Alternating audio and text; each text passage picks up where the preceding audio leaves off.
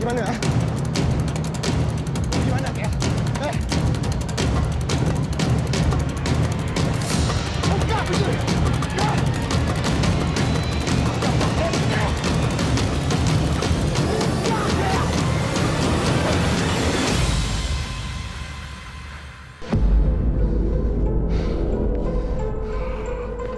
Kayak mancing naas latihan.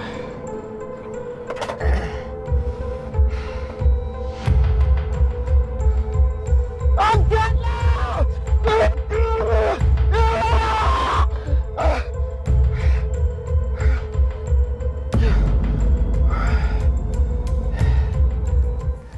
Itu antara sedutan drama Seandainya Takdir yang ada kena-mengena dengan topik kita hari ini, bila hilang pertimbangan. Saya tengok tadi tu sedikit saja dia dah mendebar-debarkan kita kan bagaimana sebenarnya peran ataupun pengalaman sebenarnya dilalui oleh mangsa ataupun si pembuat. Ini yang kita nak kupaskan hari ini bersama tetamu kita hari ini.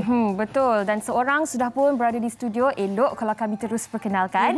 Kita bersama dengan Caprice. Apa khabar Caprice? Alhamdulillah, very good, thank you. Okey, Isteri dah anak sihat Alhamdulillah, yes. No, I had a bronchitis, but okay, alhamdulillah. Alhamdulillah. Kesembuhan. Baik, dan kita juga bersama dengan tetamu kita dalam talian iaitu Dr. Fatahiyah Yahya selaku pencarakan dan kaunseling dan psikologi UNIMAS jauh dari Sarawak ni. Assalamualaikum doktor. Waalaikumsalam. Apa khabar Fatin? Baik, Ya, alhamdulillah. Khabar baik, alhamdulillah. Itu dia doktor. Doktor, Okey. doktor sihat ya doktor? Sehat. Alhamdulillah. Uyaina, congratulations. Terima kasih doktor, dah 2 bulan dah doktor. Alhamdulillah. Okey, baik. Saya kira kita dah nak mulakan perbincangan kita pada hari ini. Dan Caprice, sebelum kita bertanya soalan kepada Caprice tentang pernah ataupun tidak melalui dalam situasi yang mana berlakunya hilang pertimbangan, mungkin soalan pertama ini elok kalau kita ajukan kepada Dr. Fatahiyah terlebih dahulu. Doktor, orang kata kalau hilang pertimbangan ni kan biasanya bila kita dalam keadaan yang mana kita terlalu marah. Kita terlalu marah, kita tak dapat nak kawal emosi kita. Kita tak dapat nak kawal pemikiran dan juga tindakan kita. Maka terjadilah hilang pertimbangan. Mungkin sebagai permulaannya, doktor nak memberikan takrif yang lebih mendalam lagi tentang hilang pertimbangan ni, doktor. Silakan. Bismillahirrahmanirrahim. Assalamualaikum warahmatullahi wabarakatuh. Selamat tengah hari ya. Uyaina, Fatin, Caprice, congratulations tu.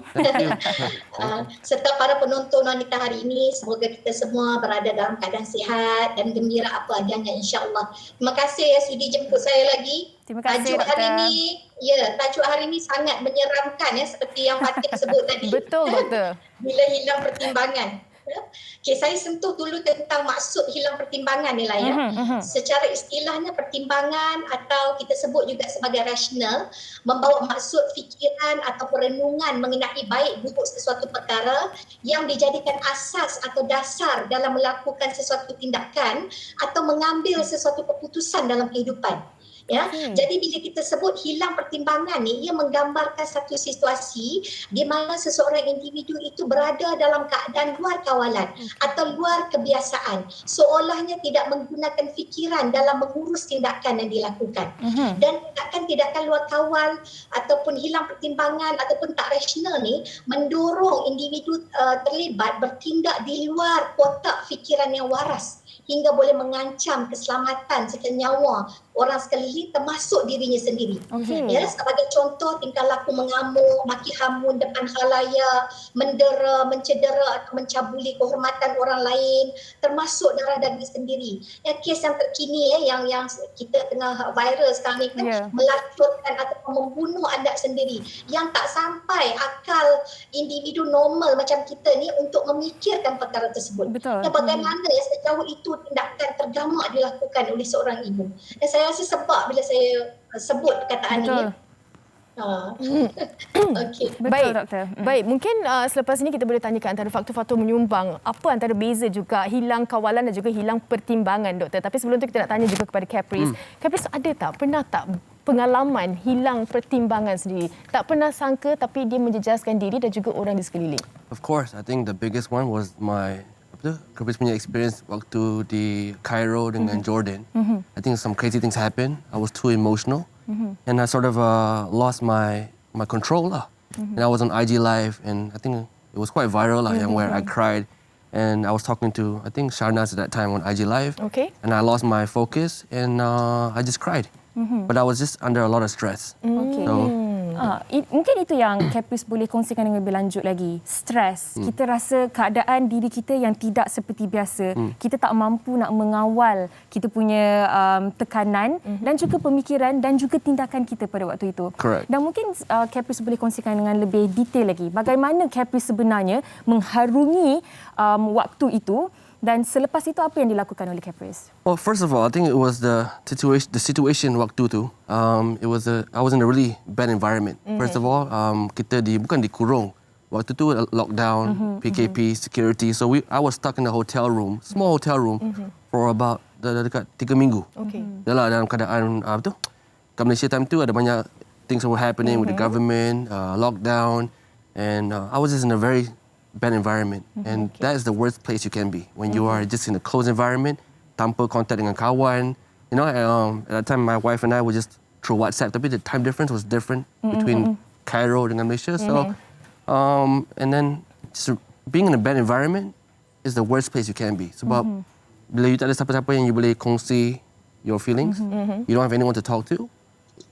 It's just you and your own demons. You know what I mean? You're talking to your own demons, and kalau you tak reti nak kawal that situation, it would just explode. And that's what happened to me at that time. But I didn't control my emotions, and then I explode publicly. So that was the worst case scenario.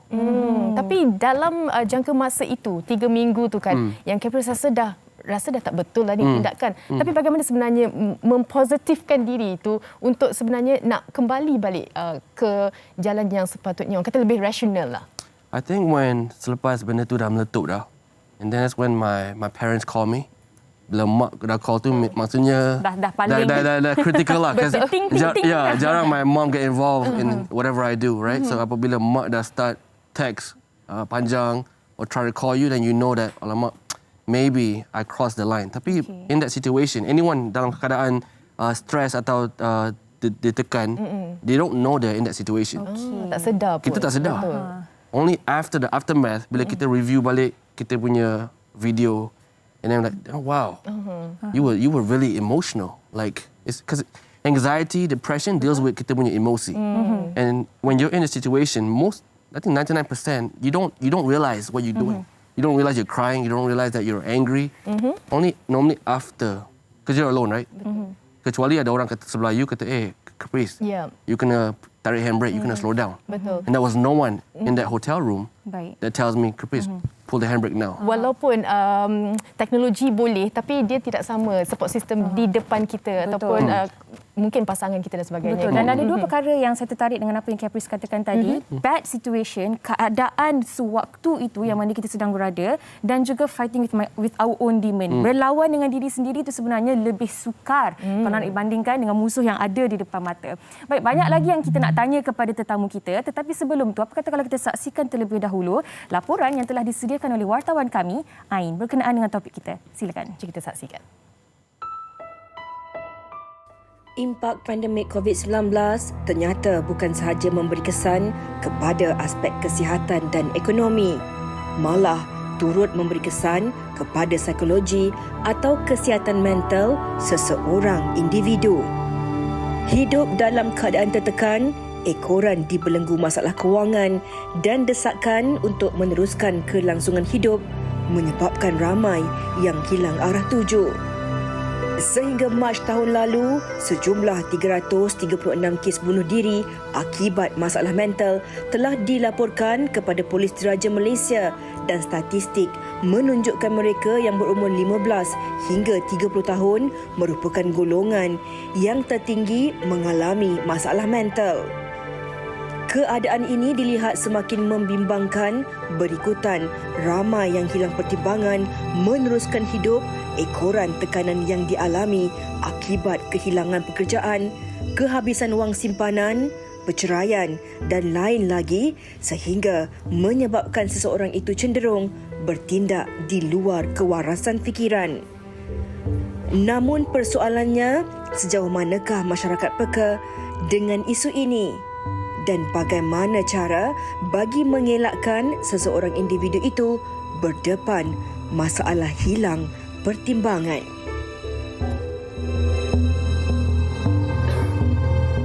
Takut juga bila kita sendiri berada dalam situasi yang kita tak tahu bagaimana kita nak mengendali situasi tersebut, sampai kan otak kita dah tak lagi berfikir. Betul. Kita buat sahaja apa yang terlintas di fikiran pada waktu dan ketika itu.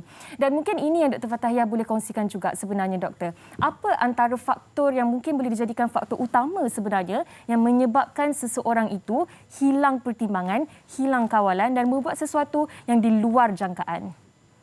Okey, kalau kita tengok dari sudut faktor ataupun punca hilang pertimbangan ni, dia bukan on the spot, dia bukan turun dari langit, dia mesti ada root cause. Ya, kajian yang dilakukan menunjukkan antara punca utama hilangnya pertimbangan seseorang individu adalah gangguan kesihatan mental. Okey. Ya, ini bermula dengan kesempitan ataupun tekanan hidup yang berpanjangan yang mengganggu emosi. Jadi kalau kita sebut gangguan emosi dan kesihatan mental ni banyaklah ya. Dia mungkin berupa fear, sadness, anger, guilt. Kesunyian juga boleh berupa salah satu faktor yang boleh mengganggu emosi kita yang macam Caprice sebut tadi kan. Jika kita kaitkan dengan situasi semasa sekarang ni iaitu sejak berlakunya serangan COVID yang saya sebut serangan lah kan, ramai dalam kalangan kita yang bergelut untuk kelangsungan kehidupan. Ramai yang hilang punca pendapatan. Jadi tekanan hidup yang sebegini juga boleh menyumbang kepada kejejasnya kesihatan mental seseorang individu. Ya, selain itu kan yang menariknya Uyaina Fatin, terdapat kajian yang dilakukan yang melaporkan bahawa jenis personaliti yang dimiliki oleh seseorang individu juga turut menjadi punca terjadinya tingkah laku ataupun situasi hilang pertimbangan ni. Ya, jadi secara keseluruhannya dapat saya simpulkan bahawa individu yang bertindak luar pertimbangan ni secara asasnya berhadapan dengan tekanan kehidupan dan ini membawa kepada kecelaruan minda dan emosi dan seterusnya menjadikan kesihatan mentalnya sedikit terganggu dan semakin bertambah terganggu. Jadi individu yang berada dalam situasi ni bila mana berhadapan dengan suatu keadaan lain yang mendatangkan tekanan ataupun trigger kepada tekanan asas tersebut, he couldn't take it anymore and he reactions towards the stress itself dan reaction due to the repressed unresolved conflict. Doktor, kadang-kadang juga ada senario yang mana keadaan itu didorong oleh tekanan perasaan, pernah dirogol dan sebagainya, telah menyebabkan fikiran tidak menjadi rasional. Adakah disebabkan hormon juga memainkan peranan? Macam apa yang tularkan ibu membunuh anak yang masih lagi kecil. Adakah ini disebabkan hormon juga, Doktor? Ya. Mungkin juga kita perlu faham juga kan apa yang berlaku dalam sistem fizikal kita bila mana seseorang itu berhadapan dengan situasi hilang pertimbangan ya. Dan sebenarnya perkara berkaitan dengan hormon ni medical doktor lebih dapat menjelaskan dengan lebih detail lah. Cuma secara generalnya dengan menggunakan bahasa orang awam dapat saya katakan bahawa bila mana seseorang itu berada dalam keadaan tertekan, maka akan terhasillah hormon tekanan iaitu kita sebut sebagai cortisol hormon yang akan merebak ke seluruh tubuh badan. Hormon cortisol ni yang keluar secara berlebihan akan mengambil alih hormon serotonin yang antara fungsi utamanya dalam bahasa mudah yang kita mudah faham adalah untuk menyeimbangkan mood seseorang individu. Jadi bila mana hormon kortisol yang keluar secara berlebihan ni mengambil alih hormon serotonin, ia menyebabkan hormon dalam otak menjadi tak seimbang. Jadi bila ini berlaku, fikiran rasional kita akan tertutup. Jadi ini membawa kepada tingkah laku yang kita sebut sebagai tingkah laku luar kawalan akibat daripada hilang pertimbangan. Okey, baik. Dan Dr. ada juga yang bertanya dengan kita berkenaan dengan adakah panas baran ini sebahagian daripada faktor yang menyebabkan seseorang itu hilang pertimbangan ataupun sebenarnya berbeza. Tetapi nak minta doktor jawab sekejap sahaja lagi sebab kita nak tanya kepada Caprice. Caprice, dalam hidup kita ni kita ada macam-macam ujian, kita ada macam-macam cabaran.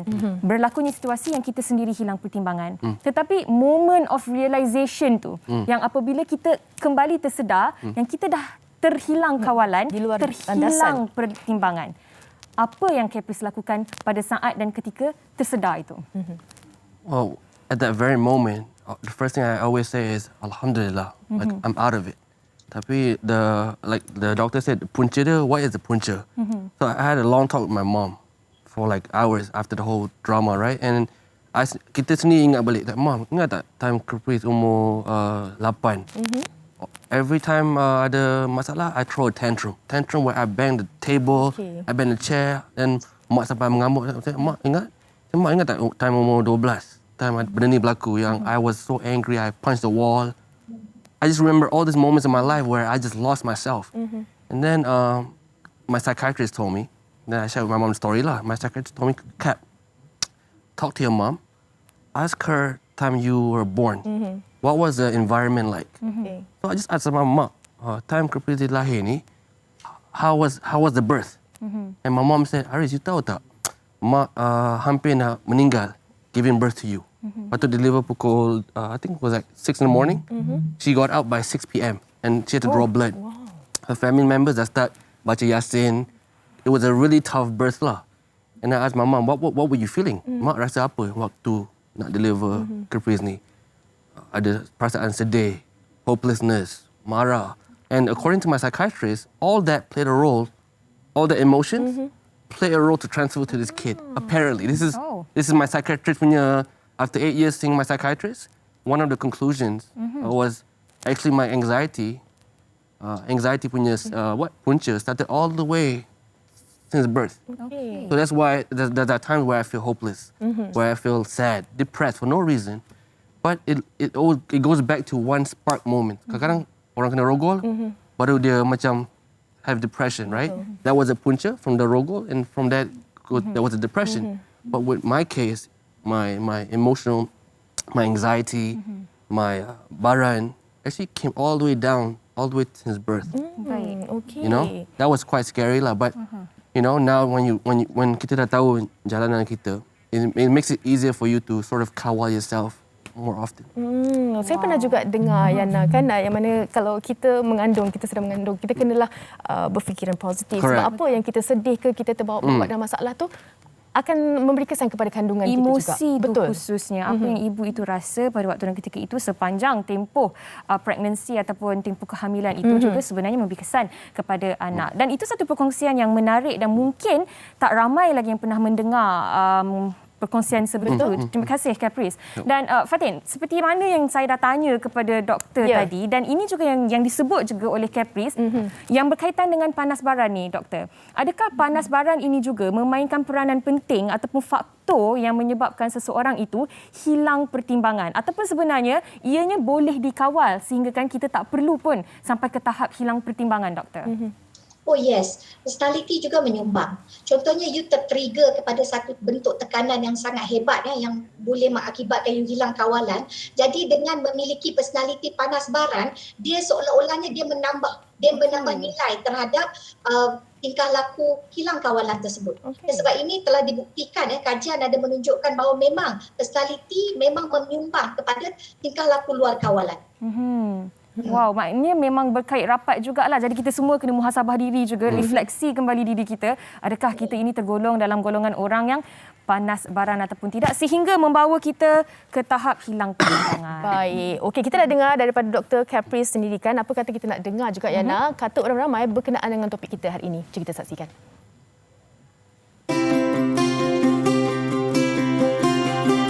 Tak baik tanya soalan macam ni kat saya. Okey, kalau hilang pertimbangan macam saya special case lah. Saya di bawah pengaruh ubat. So bila saya tahu, saya sedar dalam keadaan yang saya tidak berapa stable tu, saya amalkan untuk makan ubat lah yang disarankan oleh doktor. Saya rasa masih boleh dikawal secara rasional. Saya akan tenang, cuba untuk bertenang, cuba list outkan satu-satu apa benda yang patut saya pertimbangkan dahulu. Saya punya hilang pertimbangan selalunya mostly kerana kemarahan lah. Apabila ada orang ataupun individu yang akan mengacau atau mengganggu saya. Tapi saya adalah orang yang jarang marah. Tapi bila saya marah, sekali saya marah, saya terus pergi level tinggi. Sebab tu saya tak suka marah. Dan antara benda yang saya buat adalah bila saya rasa macam terlalu marah dengan seseorang, saya akan cakap dengan seseorang, keluarga saya ataupun kawan saya untuk kata, saya tengah marah ni, dan mereka adalah orang yang kena macam sabar Sherry, lakukan pernafasan, beristighfar. Ibu-ibu ni kita banyak memendam kan. Dan perempuan ni very good in multitasking. Dan lelaki kadang-kadang dia tak aware benda tu, dia ingat semuanya okey. Sebenarnya perempuan tak okey. Jadi kita kena let go perasaan tu. Jangan pendam. Bila pendam lama-lama, bila burst, tanpa kita sedar, kita buat benda-benda yang kita tak pernah rasa kita akan buat. Kalau kita gabungkan semua pendapat mereka itu kan. Kalau kita pendam, lama-lama kita akan meletup. Kalau kita bukan seorang yang pemarah, kalau dah ditambah-tambah, satu hari akan meletup dan juga boleh membawa kepada hilang pertimbangan. Correct, but Jana made a good point tadi pasal ubat tu. Society has this perception, siapa-siapa ambil ubat ni, dia mesti gila. So that plays a role in Stigma, that stigma prevents people like everyone at the threshold. Sometimes you have to educate the public. Go get help. Go get help. Yes. Go get ubat. Yes. Go get ubat. Go get help. Yes. But because the stigma is ambil ubat ni you gila. Betul? That's why some people they don't get the treatment. Tak dapat treatment. Lagi Threshold. Dia pergi bunuh orang pula. Dia pergi bunuh diri. So we have to change the perception towards anxiety, depression. Dia macam demam juga. Kalau you demam, high fever, makan Panadol to lower down the temperature. Same thing with anxiety. Same concept. It is a sickness. It's real. But kita kena educate public balik. Kalau you ada masalah panas baran atau you tengah depressed atau you tengah down, jangan nak tunggu ambil ubat. Jangan, tak kisahlah orang cakap apa pasal ubat ni, tapi we have to change the perception because that ubat will help you.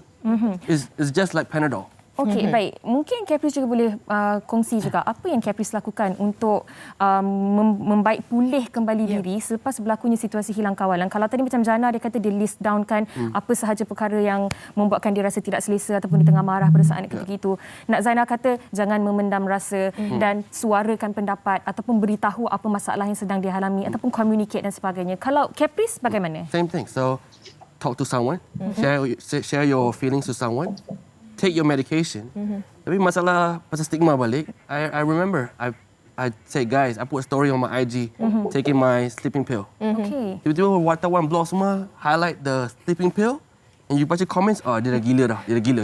I'm like guys, ubat tidur ni nak buat I tidur sebab I nak KO. I'm emotional. Betul. Kita punya mindset tengah laju. So the sleeping pill makes you calms you down, makes you sleep. Tapi all the blogs picked it up as Caprice ambil ubat. So the comments like dia dah gila dah. I'm like guys, you create the stigma, you make it harder for people to cari jalan to get better. So kita memang that stigma. See the doctor even saying yes. Because we have to change that stigma. Because people need help. Like macam orang demam, orang sakit, they need help, they need treatment. Same thing with anxiety. Betul. Dan boleh dikatakan stigma masyarakat juga sebenarnya boleh membuatkan seseorang tu hilang pertimbangan. Betul. Dan kita suka juga nak tanyakan kepada doktor, adakah peranan orang di sekeliling itu kalau kita seorang ni lebih mencetuskan kita kepada tindakan luar kawalan ini doktor kan? Macam Caprice ada seorang lebih menjadi lagi fikir macam-macam. Adakah orang kata peranan orang sekeliling sangat penting dan sekiranya hilang pertimbangan apa pula yang perlu dilakukan oleh ahli keluarga dan juga rakan-rakan? Okey, Fatin, Uyaina sebelum saya jawab soalan tu mungkin kita boleh sama-sama buat refleksi bahawa kita selalu dengar bila mana seseorang itu tidak menggunakan akal fikiran yang wajar, maka dalam keadaan itu emosi akan menguasai diri. Tapi sebenarnya emosi-emosi yang hadir dalam diri kita ni dia ada fungsi dia, dia ada fungsi, dia ada tujuan, dia ada kebaikan dia. Ia membawa maklumat tentang situasi yang kita hadapi untuk kita menyemak balik apa bentuk pemikiran yang kita miliki sehingga tercetus emosi yang sedemikian. Dan saya suka juga nak berkongsi menurut dialektik behavior terapi tiada istilah betul atau salah terhadap emosi-emosi ni. Yang disebut sebagai salah benar ni interpretasi kita saja. Yang jadi isunya adalah bila you get overwhelmed with that emotion dan you tak boleh nak kawal. Sepatutnya emosi tadi dapat disalurkan dengan cara yang lebih berkesan. Tadi soalan yang tadi lebih pada stigma. Saya rasa kita perlu menghormati individu-individu yang perjalanan hidupnya diuji dengan kesakitan, dengan kesakitan sama ada fizikal ataupun mental. Dan sebenarnya kita kena tahu bahawa sakit mental ni dia sebenarnya is just like any other illnesses. It has to be treated. Dan dia ada peluang untuk sembuh. Jadi kadang-kadang stigma masyarakat seperti yang Caprice sebut tadi ini yang menghalang individu-individu yang memiliki isu kesihatan mental ni dari hadapan untuk mendapatkan pertolongan. Jadi kadang-kadang masyarakat menyumbang kepada keadaan mental seseorang individu bertambah teruk. Stigma tu. Yana, kalau dapat saya nak kongsi sikit lah silakan. Saya nak kongsi juga lah bagaimana cara nak mengelak daripada situasi luar kawalan ni kan. Jadi tadi kita dah sebut bahawa emosi-emosi yang hadir tu dia ada tujuan, dia ada kebaikan dan sebagainya. Jadi jika ditanya bagaimana mengatasi ataupun mengelak situasi luar kawalan, jawapan pertama sekali adalah perlu acknowledge ataupun mengakui kehadiran gangguan emosi tersebut. Ini yang pertama ya doktor? Yes, you tak boleh deny, you tak boleh bypass. You kena akui kehadiran rasa tu. Ya, dan saya suka juga nak mencadangkan satu konsep ataupun teknik daripada Gestalt therapy, iaitu increase awareness of our emotion. Tingkatkan kesedaran tentang kehadiran emosi tersebut. Sebab kita tak dapat nak manage emosi kita kalau in the first place kita tak sedar kehadiran emosi tu. Kita tak pasti emosi apa yang kita ada. Kita sakit ke, kita fear ke, kita takut ataupun kita rasa tak selamat ke apa. Kan? Ya, dan kita being present with that emotion. Kalau you rasa nak menangis, just let it out. Jangan tahan-tahan. Baik. Ya, jangan pretend ya. Dan kemudian setelah you lakukan pengakuan, you mengakui dan you sedar kehadiran rasa tersebut, barulah cari jalan untuk channel out your emotion into a healthy way. Antaranya boleh lakukan teknik pernafasan lah ya. Bila kita sebut breathing in and out ni, dia seolah-olahnya macam kedengarannya seperti klise kan. Tapi teknik ni sebenarnya sangat powerful. Dia boleh menenangkan emosi dan menjadikan kita berada pada tahap manageable level. Ya, and go get fresh air. Jangan berkurung dalam bilik. Stay connected with people macam Patrick sebut tadi. Dia react tu adalah kerana dia alone, right? Right? Jadi antara yang boleh kita cadangkan adalah you nak channel out your emotion, stay connected with people yang you percaya, yang you feel comfortable to be with. Betul. Ya, dan katakan semua bentuk cara-cara ni telah you lakukan tapi you masih lagi rasa you tak selesa, tak boleh tidur malam, you rasa terganggu emosi you yang berpanjangan, jangan tunggu lagi, dapatkan bantuan profesional.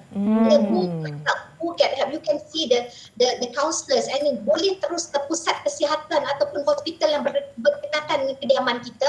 Terus ke bahagian emergency, ceritakan keadaan sebenar. Pihak hospital akan merujuk kita ke bahagian tertentu untuk proper analyse tahap kesihatan mental yang kita alami. Doktor, saya kira apa yang doktor katakan ni juga boleh kita katakan seperti ketepikan stigma masyarakat, dan untuk situasi ini perlunya untuk kita jadi selfish atau pentingkan diri demi kesejahteraan diri kita dan juga orang di sekeliling kita. Baik, Caprice, doktor, di hujung perbincangan kita ni mungkin seringkasnya Caprice ada sesuatu yang nak disampaikan kepada mereka yang mungkin berada dalam situasi yang sama seperti Caprice sehingga membawa kepada hilang pertimbangan ni. Sure. I think ramai sekarang memang tertekan dengan situasi ekonomi, family. So if you are stressed, if you are depressed, go get help. Jangan don't delay it. Go get help. That's very, very important. Don't put yourself in a room. Don't berkurung in a room. Talk to someone. Find an activity yang you suka. Pergi gym ke, main badminton ke, Mainan kucing ke, or if you feel it's critical where you start talking to yourself or you feel like nak bunuh diri, go to the hospital. I mean, serah diri. See a psychiatrist. I need help. Betul. Yeah. Baik, dan dari doktor sendiri secara ringkasnya doktor? Okay, you just listen to your body sensation. Kalau katakan dada kita sentiasa berdebar, you sweat a lot, itu semua badan kita memberi sign bahawa you need to do something about it. Dalam keadaan itu, yang paling penting adalah diri kita. Fikirkan tentang diri, fikirkan kesihatan diri, fikirkan sayang diri. Jadi go and get help. Sama macam yang kita sebut tadi.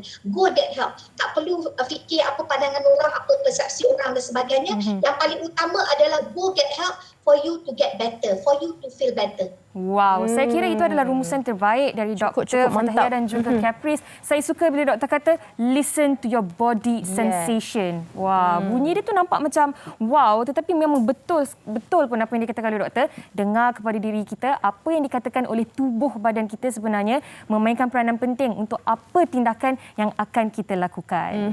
Dan ini sememangnya memberi satu semangat baru kan untuk mereka yang sedang menghadapi hilang pertimbangan atau ada masalah-masalah yang mungkin mereka sendiri tak dapat atasi. Terima kasih kita ucapkan kepada dua tetamu kita, Dr. Fatahiyah Yahya dan juga Caprice, kerana sudi bersama dengan wanita hari ini untuk berkongsi berkenaan dengan hilang pertimbangan ini. Betul, dan sekejap lagi kita akan bersama dengan anda tentang terapi minda dengan DIY, yang mana dikatakan bermain dengan anak patung adalah salah satu daripada terapi yang boleh dilakukan untuk mengalih perhatian dan mengurangkan kegelisahan mereka yang mengalami tekanan. Selain melakukan aktiviti aktiviti kerohanian, berkebun ataupun memelihara haiwan peliharaan, melakukan aktiviti DIY juga boleh dijadikan terapi. Menarik ini. Jadi pastikan anda bersama dengan kami sekejap lagi. Betul.